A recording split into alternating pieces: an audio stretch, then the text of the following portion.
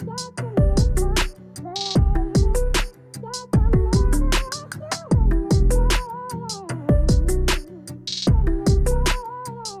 what's going on everyone? My name is Colcacus and welcome back to the channel. Today I'm bringing you one of my most original video ideas, my EDC everyday tech for 2022. Jokes aside, I enjoy watching these types of videos myself, so I thought I'd share essentially all the different tech items that I use on a day-to-day basis and how they sort of fit into my workflow. I don't actually travel a whole lot, but all these things are what's on my desk and around me when I'm working. I do have a Peak Design everyday carry bag for those times that I am traveling or when going to school. This is a pretty popular bag and I'm a big fan of it from both a design perspective, but also just because it's very functional and comfortable to wear. It is a camera bag, but I found that even just for everyday items, it still works very well. There's a bunch of different compartments on here, 2 pockets on the side, a laptop compartment, the small pocket on the very top of the inside, 2 normal and zipper pockets on both the left and right of the inside, and then of course there's 3 different layers with the built-in dividers. In one of these outside pockets, I keep this water bottle because it's important to stay hydrated, but also does chill on the desk quite a bit. It's hard to tell, but it is actually from Apple. I bought it at the store at their headquarters. There's nothing really special about it, but it does look really nice. Although it's not the most durable as it got a little scratched up from a feud with the driveway. Moving on, next up is this key organizer from Orbikey. This is basically just a tool that you can put all your keys on so they're not dangling around and making a bunch of noise. I think you can fit like 7 or something on here, but I just keep a few for my house, and then one of their multi-tools, which can actually do a bunch of stuff. It's a ruler, bottle opener,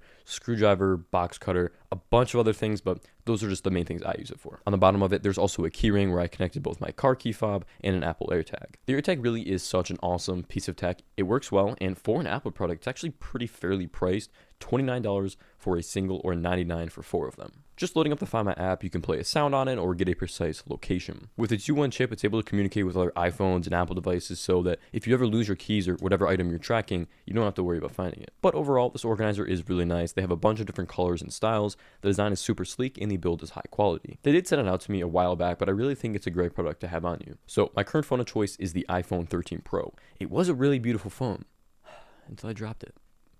Yeah, so the no case life caught up to me finally, and if you have any case recommendations, do let me know. With that aside, I have it in the Sierra Blue, which I honestly love. I feel like it gets a lot of hate, but to me, it's such a clean color and goes along with the blue vibe I've been picking up recently in my setup. I really love this form factor, and I feel like it's the perfect size for me. The screen is big enough and it's comfortable in the hand. And also just feels super high quality. While the stainless steel edges are fingerprint magnets, it makes the thing look super premium, or at least so for how much you're paying. Also, the cameras inside are really impressive, and I've seen so many great pictures and videos come out of this thing. It's awesome to see that phones are getting so capable. You can even shoot in ProRAW, which gives you a ton of control in post-production. But for me, my Sony mirrorless is still my go-to when it comes to photo and video. It's been a really nice first camera that I've learned so much about both photography and videography from, and I think it's pretty reasonably priced. At the moment, I don't use that many different lenses. I have the Sigma 16mm 1.4 prime, which I only ever use for A-roll, and then my all-around daily lens is the Sony f4 24-105G. I'm in love with this thing because the focal range is awesome for both photo and video. It's really sharp, and although it is only f4,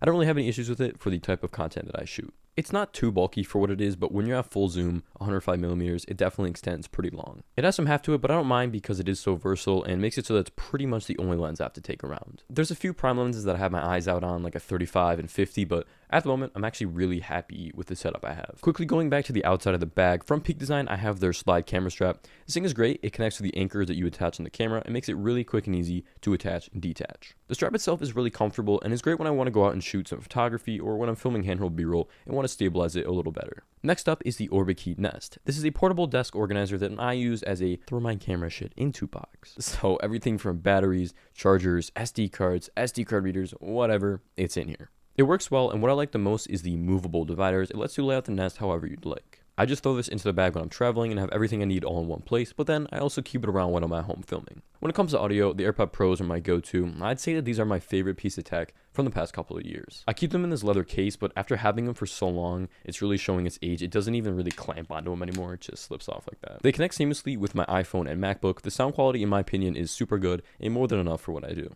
I've never had problems with them staying in, and I think they're pretty comfortable. Half the time, I don't even realize I have them in. Noise canceling on them is honestly such a lifesaver and pretty impressive considering the size. When I was flying a couple weeks back, I pretty much only wore these, and it helped drown out the noise when I'm listening to music or podcasts. Although, if I am looking for better sound quality and noise canceling, then the Sony XM4s are my choice. They have a nice carrying case, it's easy to throw in the bag, and battery life is super long. Now, my laptop of choice, the daily driver, is the 16-inch M1 Pro MacBook Pro. If I traveled more, I probably would have went with the 14, but the display in here is just is beautiful. It gives me so much screen real estate that I'm comfortable editing on here without an external monitor, and the colors are super accurate, which is great for when I want to do some photo work or color correct a video. It's an absolute powerhouse and is more than capable enough for my workflow. Final Cut Pro runs extremely smooth, and I was actually able to run some games at a reasonable frame rate while I was on vacation.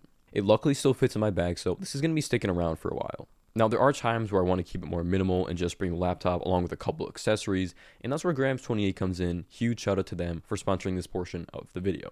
This is their 118 leather folio for the 15-inch and 16-inch MacBook Pros. It's made of a super high quality Italian leather that feels incredibly smooth and soft. Its padded interior not only looks amazing, but also offers more pockets than you'll ever need. Of course, one for your laptop, but also if you want to throw in your AirPods, your phone, and there's even a nice little space to slip an AirTag. Additionally, on the outside, you have another large pocket that you can also get initialed for a real personal touch. Both the design and build quality of the folio are fantastic. You can carry around everything you need with your Mac, potentially without the need for a bag. It's not cheap, but if you're seriously looking for a high quality folio to carry your MacBook, definitely check this out.